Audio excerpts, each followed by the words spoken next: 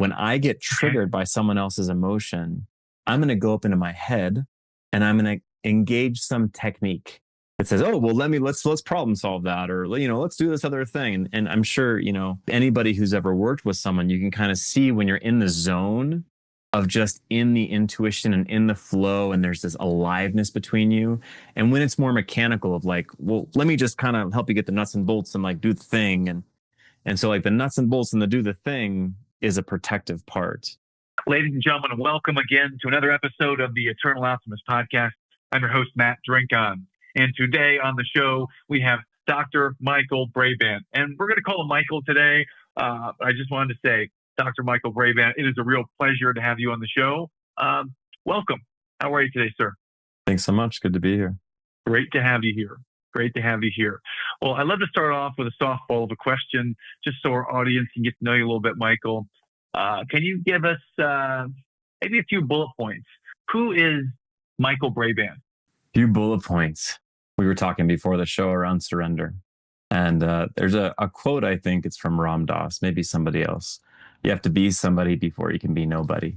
And I feel like the more I go, I've always had this deep, deep curiosity about everything, about people, about my interior, about how things work. And for me, I'm someone that dives into the deep end and leaves breadcrumbs for other people to follow. And hopefully the journey of the breadcrumbs I leave is easier and more streamlined than the journey of me diving in. So I'm someone that is more focused on the inside than the outside. And I think that there's kind of like this being and doing paradox that a lot of people that are busy, I gotta be more, and I'm always doing. And for me, I like to see if I can find the sweet spot of being based doing. So even when I'm working or doing, that it's coming from a place of stillness on the inside.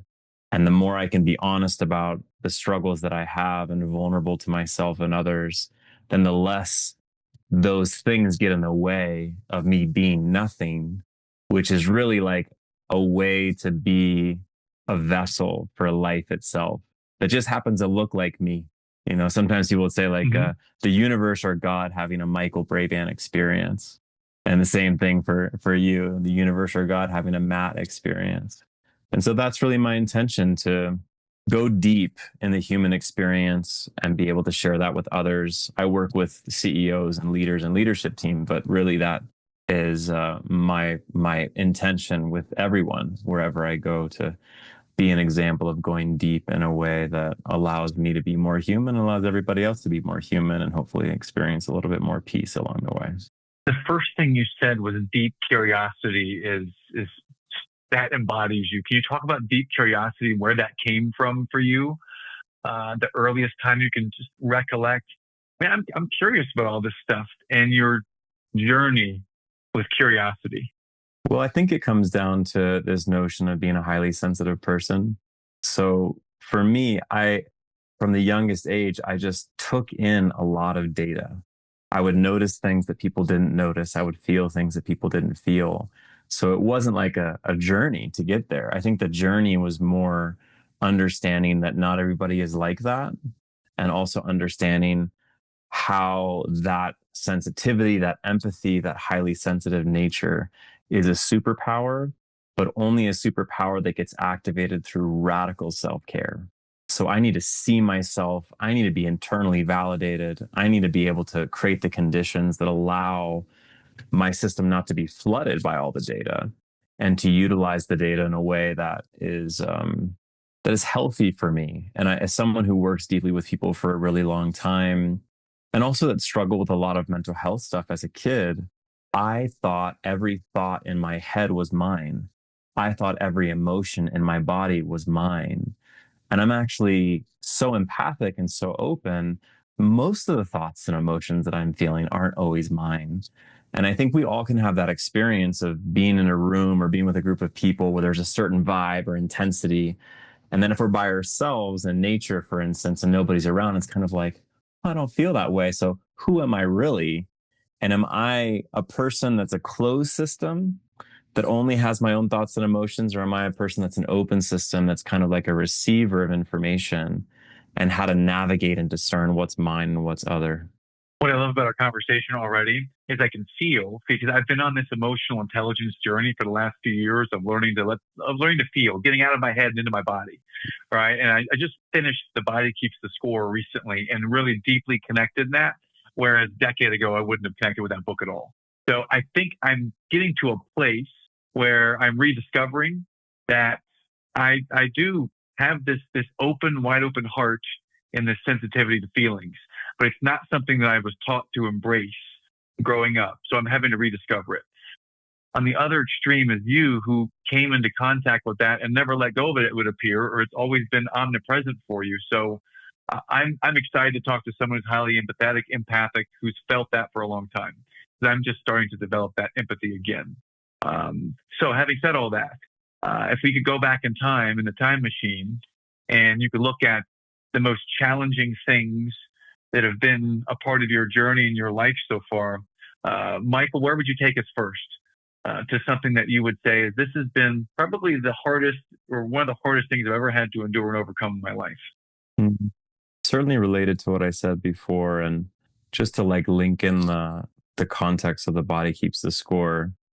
I experience that the body records every single thing that we think, do, and feel, and also everything that everyone around us thinks, does, and feels. And all of that gets layered and layered and layered. And oftentimes when we think about like being in our head, it's almost like we're so layered with defenses. All we have is our head. And so that's all we can perceive from, because it's a lot safer to perceive and cognize than it is to feel through the layers of self-abandonment, grief, unprocessed emotion, all sorts of stuff from the neck down. And so for me, I just there's the book and the recent-ish movie The Giver by Lois Lowry. And it was a book that I read when I was in sixth or seventh grade. And it's about this kind of futuristic society, and everybody has a role that's chosen. And one person gets chosen to be what's called the receiver of memory. And that receiver of memory doesn't take the drug that dulls everyone else's emotions. And that receiver of memory receives all the pain and all the pleasure and the full human emotional spectrum for the entire community, so that they can sort of be in essence, the shaman that feels everything. So everybody else can be in this utopian society kind of numbed.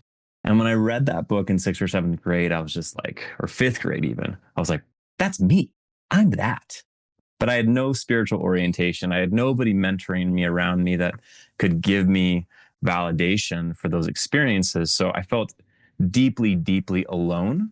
And if I'm someone in a room of 1,000 people and I feel something that 999 people don't, it takes so much self-respect and self-validation for me to hold on to my authenticity when 999 people are like, what the hell are you talking about? So that's how I kind of felt like, even when I was like Yeah. walking into preschool or kindergarten, just like, I feel like I'm experiencing something that nobody else is experiencing. But instead of being like, well, they're just insensitive and I'm really sensitive and empathic, I didn't have that frame. So I just said, Yeah. something's wrong with me.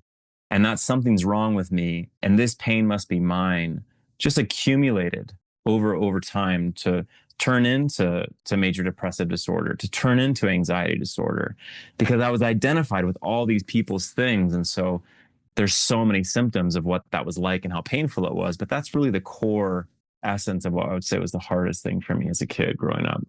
When I hear you say that, I feel lonely a little bit for a different reason, maybe on a parallel track. But I remember moving every year or every 6 months for growing up for 21 years, and always feeling like I've got to try to fit in and belong, and never quite knowing where to belong. So not the same, but it brought me to a feeling of loneliness. The story you just shared. Um, so I guess the question might be next, as you were feeling and experiencing this throughout, well, the time you read the book and finally had a framework you could start to connect to, and then as you got older, did that feeling of being the one out of 1,000, has that ever subsided? Or has that become the superpower? I'm trying to talk in a language here, trying to understand through your lens. So can you talk a little bit more about that feeling? Is it still there?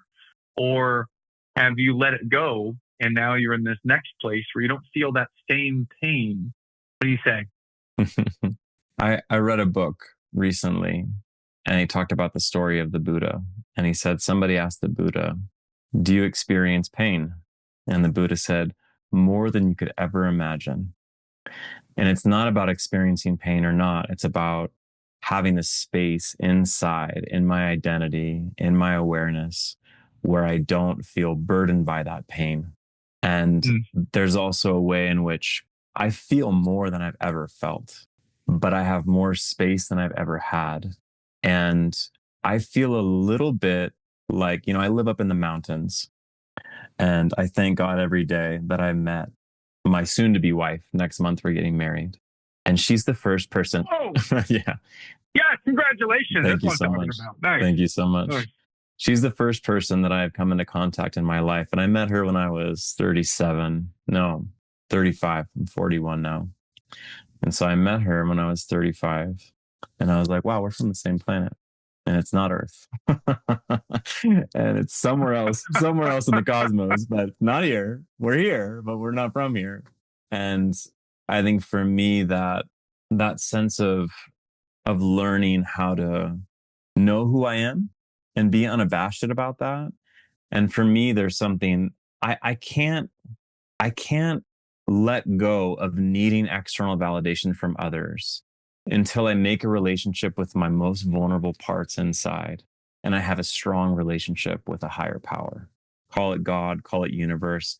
I don't have any baggage around the word God. I'm not religious, but I'm highly mystical and spiritual. And so the more I deepen my connection to that higher power, the more I tend to the parts inside of me that are hurting, the more I don't need to fit in where I don't. And I can just be me. And I'm not expecting people to get me. In fact, I'm often expecting people not to get me so that when they don't, we can have a conversation about it rather than some part of me waiting to be validated and approved of in a codependent way. Oh, beautiful words. I'm starting to understand or feel through your lens, and this is really cool because I don't talk to many people, the one in 1,000 at most. So this is excellent to talk to you right now. I want to go back and use some of your words that I captured when we were getting to know each other earlier.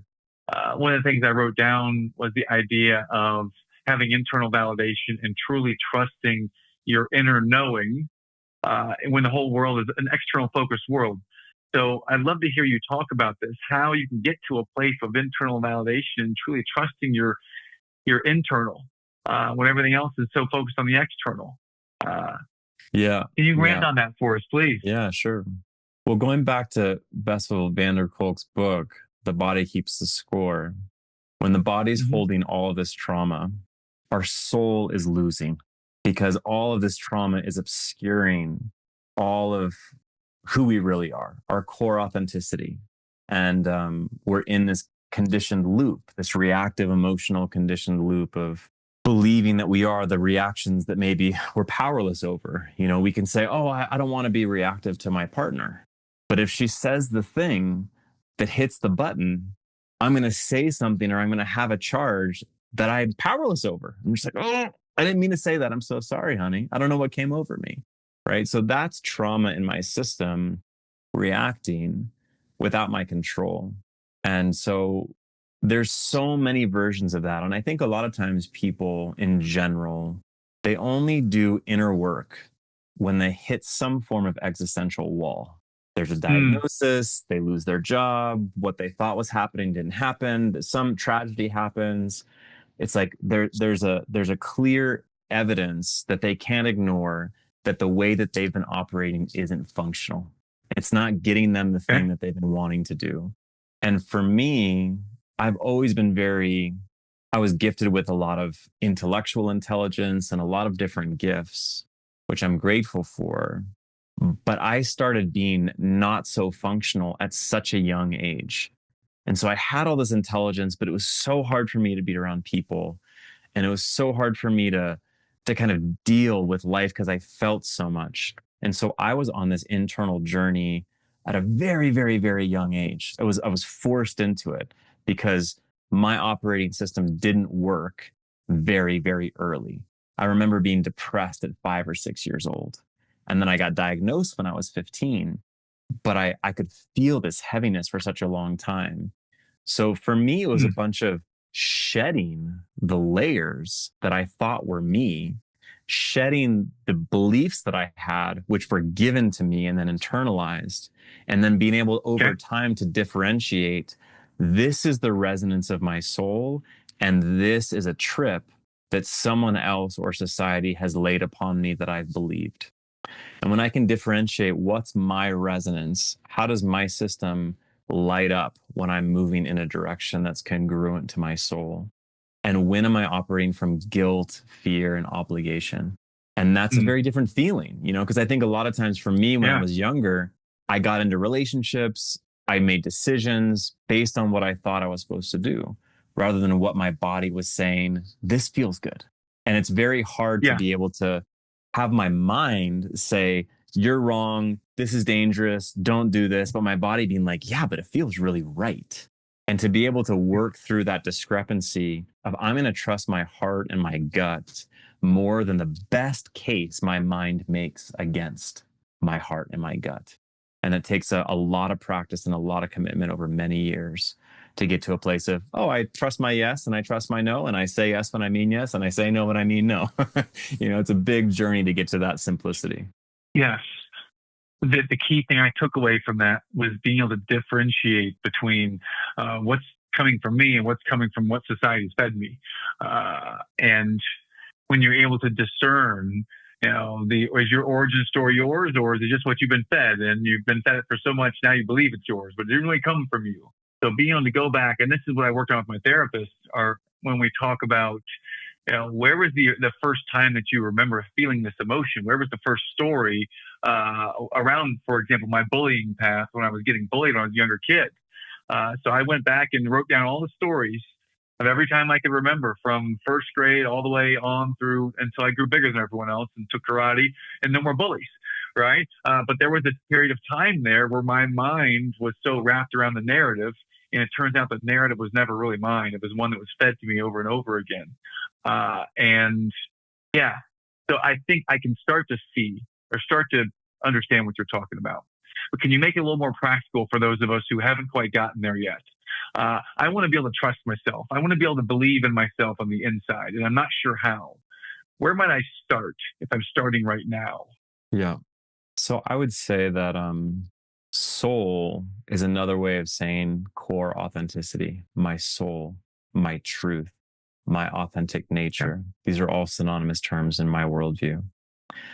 If I'm moving fast in my mind or in my body, doing a lot of stuff, taking in a lot of data, reading a lot of books, taking in all this external authority, and I'm moving quickly, trying to get somewhere. The paradox is that my soul already exists. Everyone's soul already exists. And like we talked about earlier, there's these layers on Mm-hmm. top of it. So for me, I have more access to my soul when I'm slow and I'm still and I'm silent. But usually, when somebody starts this journey and they slow down and they get silent there and they get still, all these thoughts are going to come up. If anybody who's ever tried starting to meditate, they're just like, I suck at this. I suck at this. But the thing is the thoughts that are coming through my head are coming from parts of me that have unmet need.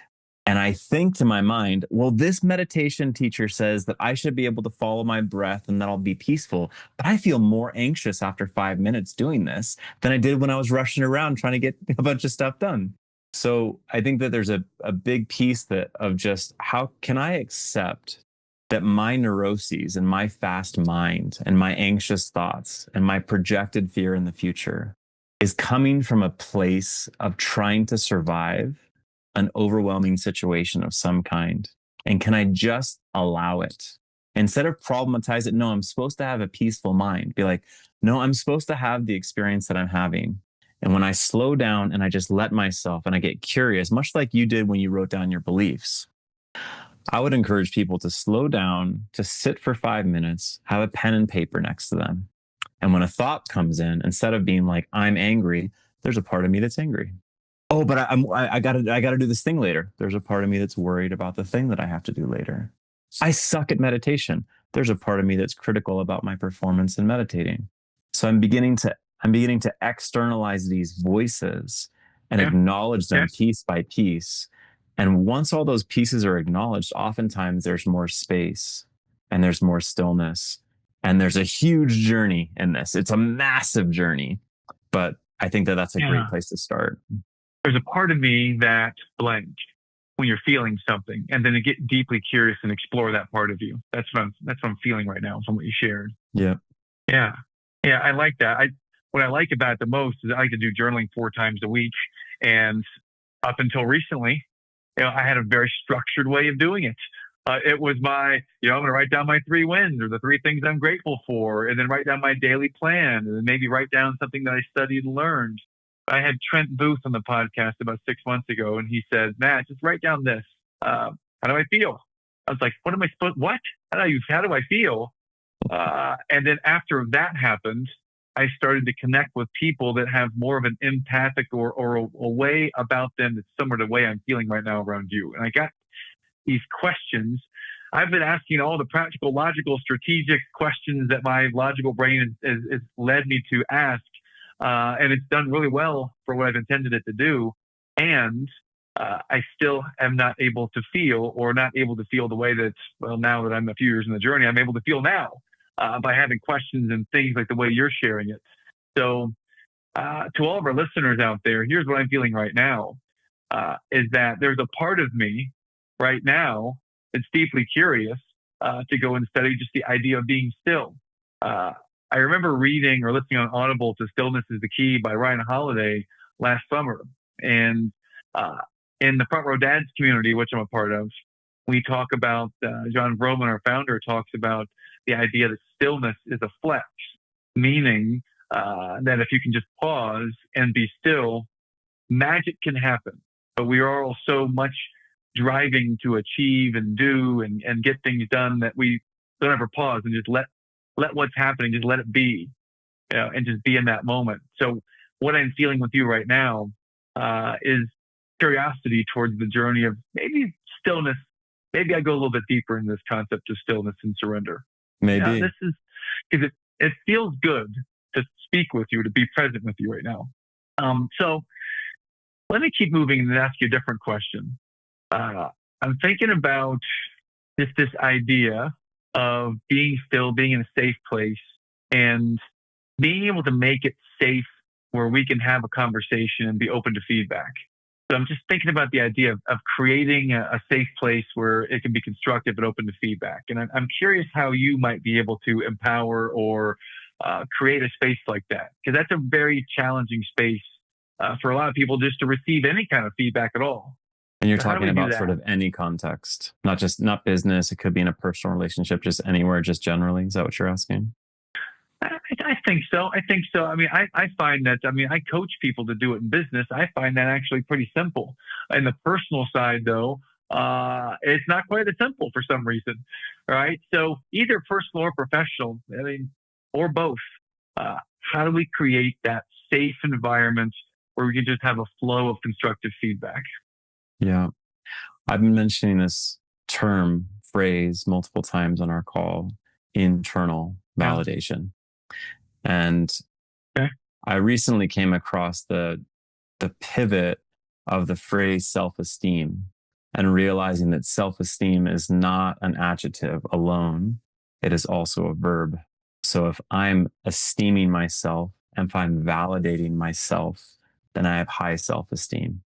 If I'm constantly seeking external people's approval, then I have other esteem. Other esteem depends on other people's reactions and responses to me that match my belief of how I want to be seen. And that's conditional. If I have high self-esteem, then I'm resilient in the face of people disagreeing with my expectations of what I would like them to think of me as. So when it comes to feedback, all feedback is essentially you're doing something that's causing some friction that most likely you're not aware of. So I think for me, every time I get feedback, there's always going to be a part of me that has a pit in his stomach. It's always going to be like, it's like, hey, Michael, can I, especially my partner, because she gives me the best feedback and the most in my blind spots, she's like, hey, love, can I just want to share something with you. And that part of me is like, I messed up. I'm wrong. I'm bad. These are the automatic things that are there. And I think most people, it's not just the thought, it's like this physiological cortisol flush in the system. And it's a big feeling. And most people, when they have a big feeling, don't think there's a part of me that has a big feeling right now. Most people, they identify with that experience immediately, like, oh crap, I'm bad, I'm wrong, let me clam up. The best that I can do is just grind through this and like squeeze my butt cheeks and hope that I can make it through this conversation without reacting. But most people take it really personally. And I think there's receiving feedback, but there's also giving feedback. So if I were to give you feedback and I would say, hey, Matt, the way that you say this thing, it really rubs me the wrong way and it pisses me off. I can't believe you talk to me this way. That's me making a character judgment on the totality of you. But if I were to say, hey, Matt, I noticed there's this part of you that sometimes comes up that says this thing a certain way. And I know you don't mean it, but there's this part of you that just creates this friction when you say that thing to me in that way. All of a sudden, instead of saying you are the problem, I'm saying there's just an aspect of you that comes in here in certain moments that does something that doesn't really work for me. So automatically that creates less of a shame response because it's clear that I'm not thinking that you are the part that's doing that unconscious thing. Because in actuality, it's just a part of you doing that thing. And so I think giving feedback is really, really important, but the receiving really comes down to, am I in this mode where I'm just waiting to be found out to be a piece of crap? There's a part of me that just thinks I'm a bad person. Because if my inner critic is constantly judging myself and somebody gives me any sort, and I identify with the inner critic, and somebody gives me some material that's critiquing, my inner critic is going to take that critique and it's going to, just run it through my whole system and just beat me over the head with it. But if I can be in contact with that inner critic part, and I can be in contact with the shame underneath that inner critic part, and begin to let them feel loved, all of a sudden I'm that much more resilient and impervious to other people's opinion of me. Doesn't mean that I'm not going to have a reaction when I get feedback, but I'm not going to take it personal. And I'm going to feel like, okay, well, let me glean the wisdom of this. And if you give me some feedback, Matt, and I'm like, wow, 40% of that feels like mine, thank you. But I feel like you might be misperceiving me in this 60%, or 90% of that lands, but 10% doesn't feel so good. But if I'm reactive to your feedback, we're going to get in a fight. But if I take in what you're saying and I consider it, and you feel that I consider it, just like in the context of business, if we have 5 people with 5 different opinions and we need to make a decision, if I have an opinion that is not the opinion that gets the decision made, but everybody hears my opinion, I'm going to be committed to the decision. It's different than my opinion because I can feel that everyone is considering my opinion and we're just choosing to go a different direction. So similarly in a conversation, if I receive your intention to give me feedback and I take it in and I consider it and I'm not defensive, and then I give you some of it back that feels like a projection, you're going to be like, oh, great. Thanks for receiving that. And yeah, I can see what you mean here. And great, we're both learning in this I thought I was giving you feedback, but I guess I'm getting some feedback too. And if we're in a really safe place, most oftentimes when I share my truth with someone, I'm going to get their truth back. So I have to be ready when I give feedback to also receive feedback. And if we're both available for that, I think a lot of learning can take place. Yes. And what I'm writing down again, and I'm going to keep writing this down every time I hear it, make this a habit so it can stick. There's a part of me that, so when I'm receiving the feedback, I'm thinking to myself, oh yeah, I agree with that. Yeah, of course. And then I start to get triggered a little bit when the feedback's coming in. Maybe my inner is hearing something different than I'm expecting and that I want to hear. And I might say to myself, you know what? There's a part of me that's feeling a little bit of shame, and there's a part of me that's feeling a little bit of defensive. Let me explore that. Let me go a little bit deeper into that. That's what I'm thinking to myself, listener, inside my head as I'm receiving the feedback. There's a part of me that's feeling this. Let me get curious and explore that. That's just back to the basic, the baseline of what I'm taking from our conversation right now is to explore that, lean in. Yeah, it's basic, and it's also quite advanced, and I would say too that what's also helpful is a part of me is hearing you say this. Is that what you're actually saying? So it's not just an internal journey if I got to be with the part that feels reactive. That part that's reactive might be picking up some projection from the other person. So if I say, a part of me hears you saying this, is that what you're actually saying? Then it gives the other person a chance to oh, no, that's not what I mean. I mean this. Oh, okay, great. Because I was receiving what you were saying through a shame filter, and I made it mean this thing that it doesn't mean, because so much of the friction that people experience are just projections and misinterpretations. We're not actually at odds with each other. We're just at odds with the parts of ourselves that are burdened, that the body's kept the score of, that now we're trying to just be in this place where we want connection, but our parts are so reactive we can't be connected. But really, there's so much more connection than there is disconnection if we can do this internal practice that I'm speaking to. I love everything you just said, and it reminds me, I have a friend who really helped me get into this emotional intelligence journey of being deeply curious towards what's happening. He said to me, there's no such thing as relationship problems. It's that you have a problem with yourself, and they have a problem with themselves, and basically your problems are coming out, and it looks like it's a relationship problem, but it's your own stuff you've got to tackle first. I love that. And I'm feeling that right now, the way you're describing that. There's an aspect of me, inside of me, that if I'm getting feedback and I'm getting a little bit reactive or defensive, then bingo, they actually hit the bullseye. This is a place right here that maybe I've got my own issues with me, not with you. I'm getting triggered because of me. That may not help me in the moment that I'm getting the feedback that, no, I have this great awareness that I've got something I can work on for myself. But it does give us a place to work on this journey. And yes, and when I say basic, it's a basic, simple idea. That doesn't mean that's easy, though. This definitely does not mean that it's easy, for sure. So I'm curious, what does vulnerability mean to you? Well, I think that there are ways in which, if I've done a lot of therapy, or if I'm in a community that has vulnerability as value, when I share my interior experience, somebody else might be like, oh my God, that's so vulnerable. And I might have the experience of like, no, I'm used to talking about that. It's not actually vulnerable for me.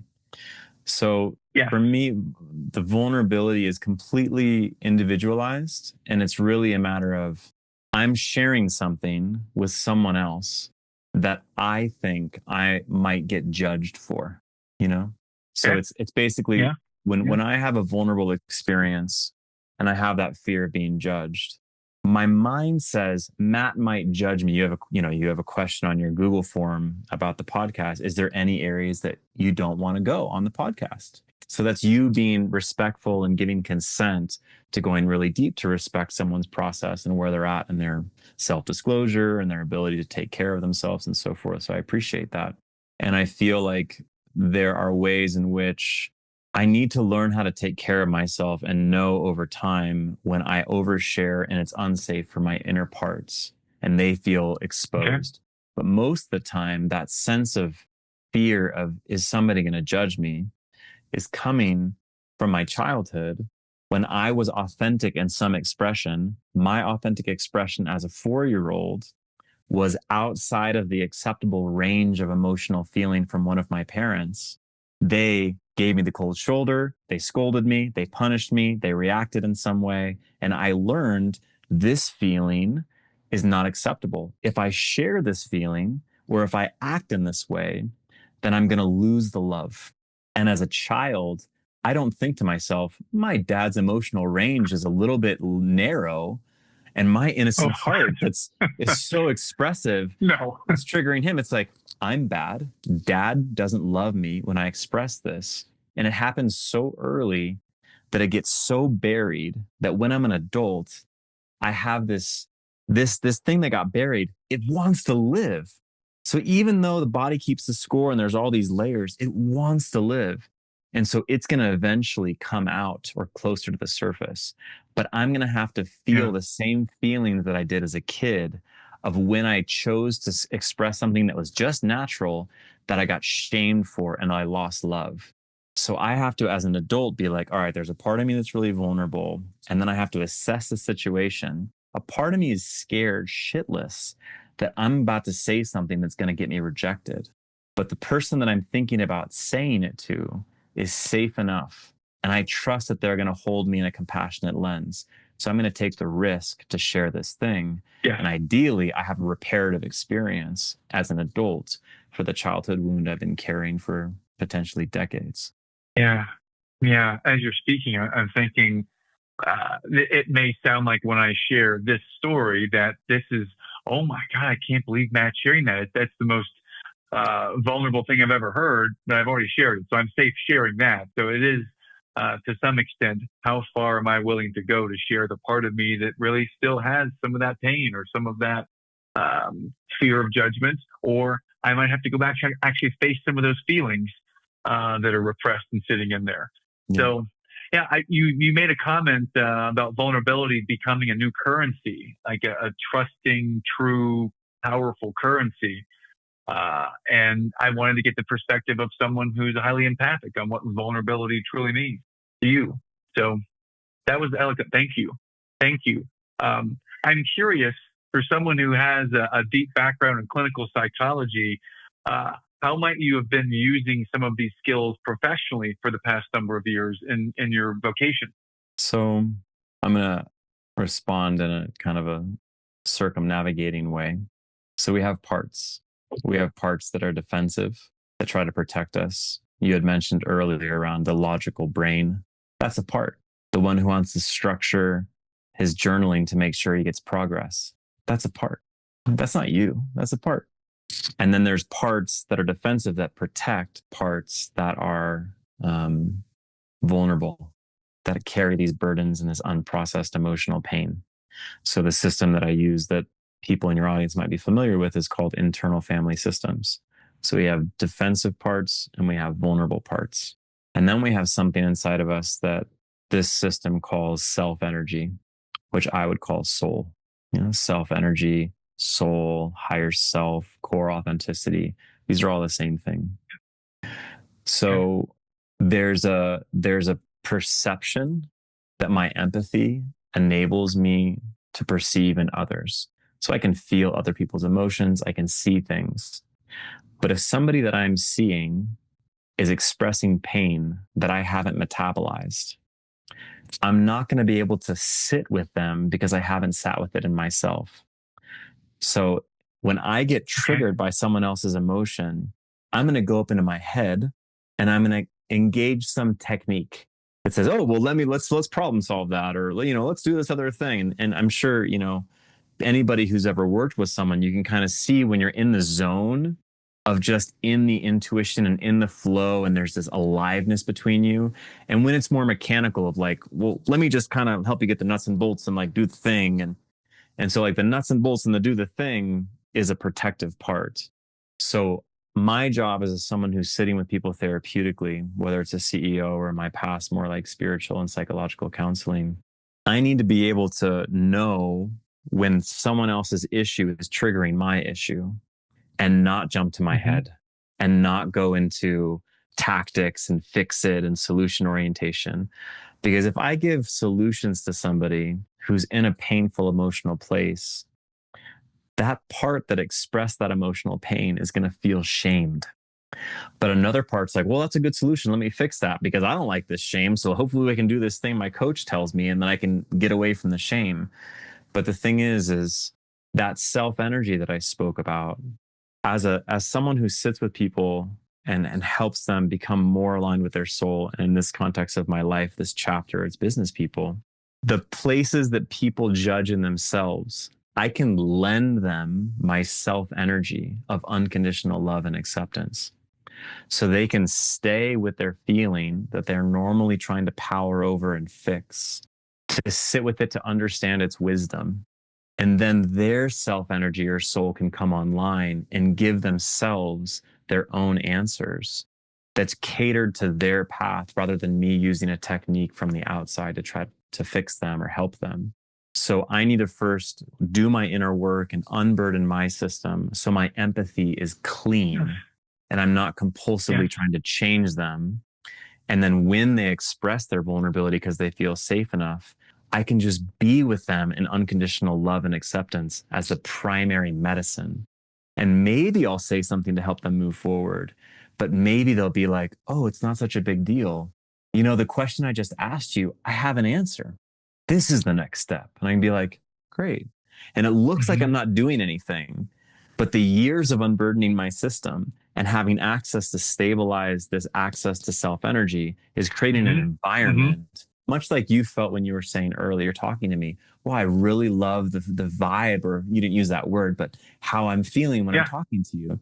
Because there's a vibe that it's open. It's open, and my self energy is creating a field that reminds you that you don't have to do anything. You can be in your self energy too. And then we're both in this place where we're receptive to more intuitive guidance that's coming through us, beyond us, from a higher intelligence. I was feeling, as you're talking about your self energy and being unconditional love and just open and accepting in the moment, I was feeling the words, this is a judgment-free space. That's what I was feeling. I was feeling comfortable enough that I could be myself, which, if we go back a little while, that's really what psychological safety and, you know, creating that feedback environment is all about, is being able to help people feel they can be themselves. So I appreciate that about you, Michael. I felt that way as we're talking about it. So this is good. This is good. And you said clean empathy. That kind of connected with me as well. I'm not burdened by my own judgments and my own stuff. I can truly be present and just open for you with unconditional love and judgment free. I feel, I just want to say one more thing about the clean empathy. There's the perception that I can see you accurately, and I'm not projecting what I think you're feeling onto what you're feeling. But the other side of clean empathy is not being codependent and compulsively trying to help you.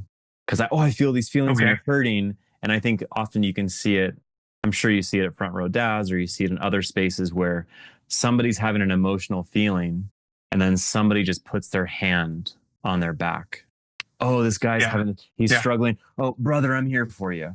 Did he ask for that comfort? Does that comfort help him deepen into his experience, or does it distract him? Is the motivation for putting your hand on his back coming because you feel intuitively that's right, or that you feel uncomfortable in the face of his vulnerability? So there's a compulsive fixing that can happen codependently that actually isn't about the other person. It's about my discomfort.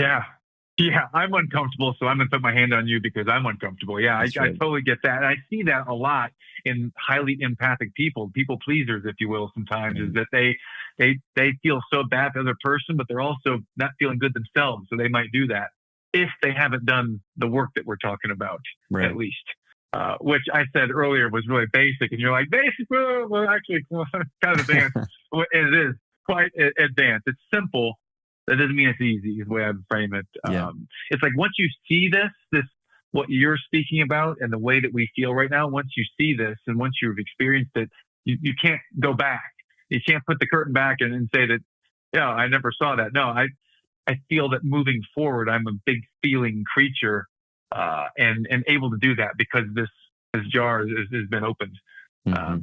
I mean, I could sit here and listen to you chat about this. We could talk about this and go deep forever, and I would love to. And we've also got to start to wrap things up. So I would like to ask you, Michael, if there were any other things I didn't ask you, I didn't talk about yet, that you might like to bring up. Anything else that you might want to leave with before we move to wrap up? You know, I hear this phrased differently, but it's the same message with a lot of people, that there's a fear, I find, culturally, about going deep or getting real. You know, people say things like, well, we're getting deep here, you know, like the different things that people are kind of saying that, you know, it's like, I'm comfortable, like, where are we going? You know, where is it going to go? And, the going back to the body keeps the score. I find that every human being has gone through some really gnarly stuff in their life. And everybody has different ways of compensating for it. And it's layered. And I find that denial gets a bad rap because I think denial is one of the most protective and important defense mechanisms we have as a human being, because there's so much data that has been so hard that we've all lived through and that we're living through now with, conditions in our life and COVID and all sorts of really intense things we've shared as a species. So this denial really keeps us able to function. And what's cool about that is that when we start, people that are hearing this might be like, wow, like this is cool and it resonates with me, but it's scary. And like, how, and do I really want to do that? And is this going to like blow up my life? Am I not going to be able to be functional? Am I going to see things that I can't unsee? Am I going to have to get divorced? Am I going to have to leave my job? Are fears that I hear from people. And my experience is that the body and the psyche gives us breadcrumbs, much like I said in response to your first question of the podcast.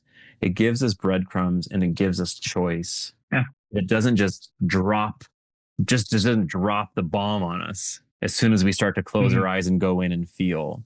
And I think a lot of people have a misconception that are not used to going in, that as soon as I go in, I'm going to start crying and I'm never going to stop, or I'm not going to be able to be functional. And my experience is that just open the door and take a peek inside and do a little bit every day.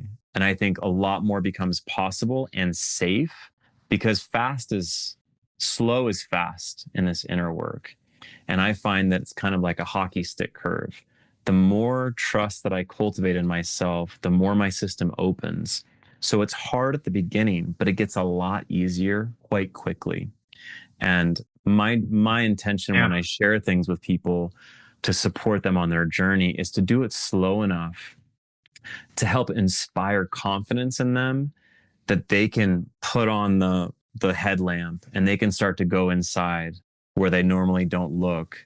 And they're going to find some stuff that's a little bit scary, but there's going to be so much more benefit and relief as we get out of denial and come into greater compassionate contact with ourselves and our parts. That's only going to inspire more excitement to go deeper on the journey, not be like, okay, I can't do this and I'm done. So I think going slow is really, really important, and being consistent. Wow. Awesome. Thank you. I just had a funny thought in my head, at least it's funny to me. I thought, I want to go to a dinner party and bring Michael Brabant. And when they start to ask you about the weather and ask about your favorite sports team, which I can hobnob on surface level stuff at a dinner party, I would love to be there where Michael says, tell me about your relationship with shame. And openness and vulnerability, because I want to go deep. I want to go deep in every conversation I have at dinner table. I want to really get to know people and their stuff. I mean, it's what we do every day, all day. We have deep conversations. So it's like when I finish taking off like the professional hat and I go to a dinner party, it's like sometimes it's very boring to me because I'm used to having deep all day long every day, right? So I just want to express to the world, to our listeners, and to you, I love the concept of going deep in the conversations. And I know not everyone's ready to go deep necessarily at this exact moment. But for our listeners out there, if deep is uncomfortable, then as Michael said, it's a little bit at a time. Open the door and just take a peek inside. Because once you start this work, this emotional journey work, it's fascinating. It's amazing. And you can let go of so many things. And I'll finish my thought with this, is that inner peace. I once thought that might not have been possible. And I tried to cover for inner peace with accomplishments and wealth and those things. And I found now that inner peace, you can get there, my friends. Inner peace is, in my mind and in my body, you've got to go deep inner to find inner peace. That's why it's called inner peace. You got to go inside. So, Michael, where can we go and find out more about you, connect with you, follow you? Like, what are the websites and social media places that we can find you? Cool. Yeah, thank you. Well, I don't find that social media creates a lot of inner peace. So Yeah, right. I'm not on it so much. I have a LinkedIn profile, but the main place is my website, which is called candorandcoherence.com, which I'm sure you'll put in the show notes. And Yes. on the homepage, I do what I support CEOs and leadership teams in the consulting work, but I'm also starting to create curriculum for everyone that has an interest in going inside. So if you go to my homepage, you'll see the first thing you can sign up to receive some emails about becoming a truly trustable leader. And the first email is about being internally validated. So all the stuff we talked about here, it's all woven in these emails that can kind of give people an experience of what are some ways that they can start to deepen on this journey. And I start really slow, and it's geared towards people that are leaders, but it's really for anybody that has a desire to be themselves. And so that would be the best place to get a hold of me. And there'll be more stuff coming out over the next few months as well. Thank you. Okay.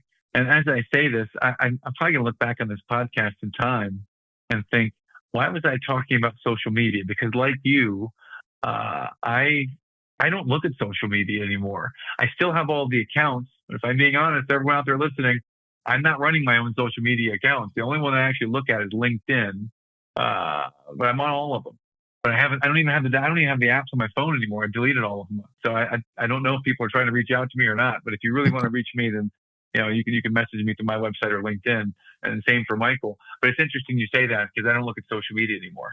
It's fascinating. It became so toxic that I just had to get off. Yeah.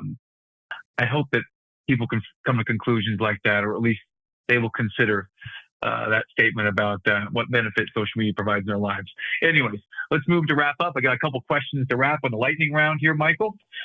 You mentioned earlier Ram Dass. I'm curious, is there a book or book or two that may have had an impact in your world that you recommend? Yeah, definitely more than two. I'll say that two books that I think are extremely, extremely practical and are game changers. One was recommended to me by my soon-to-be wife. It's called The Presence Process by Michael Brown. And it has a really powerful way of looking at the world. And then there's an experiential 10-week process, about 100 pages in. And it's one of those books where I would say, this is the one book. If I had one book on a deserted island for the rest of my life, this would be the book. So it's really powerful, and it can be many layers of going through it multiple times, getting a lot of benefit. The second one is a book that I recently read called Outshining Trauma by Ralph De La Rosa, who actually recently died like 2 days ago. I just found out.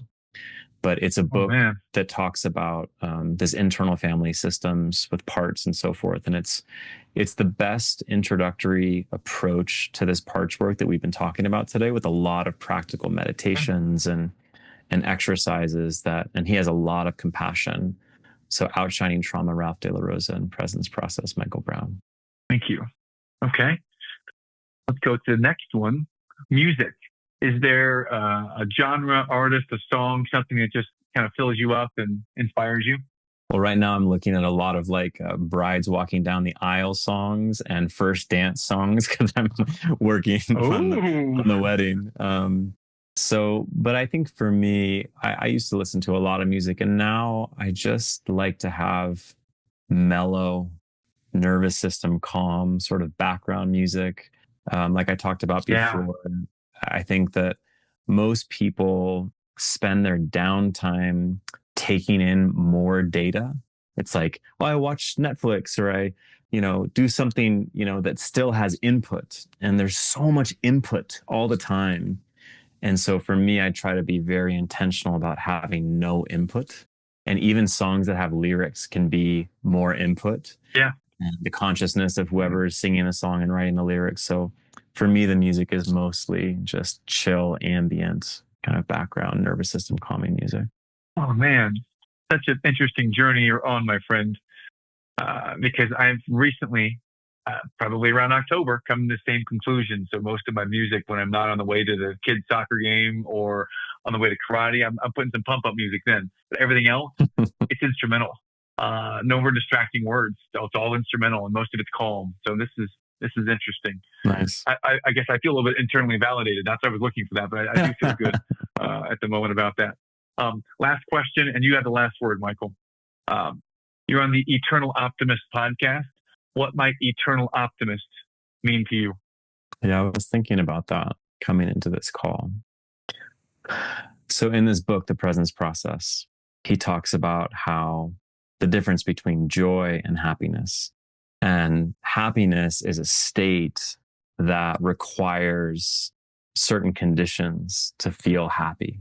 And joy is a state, from his perspective, and I agree, that involves an unconditional openness and acceptance to what is.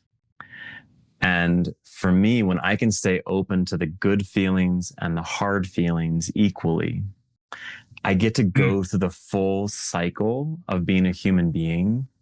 And I let those hard feelings shed and change me. And I get more and more faith in the power of the human spirit and the way in which we are innately wired to evolve. So the optimism is more of kind of like, it's less like positivity. I'm not saying that that's how you hold it.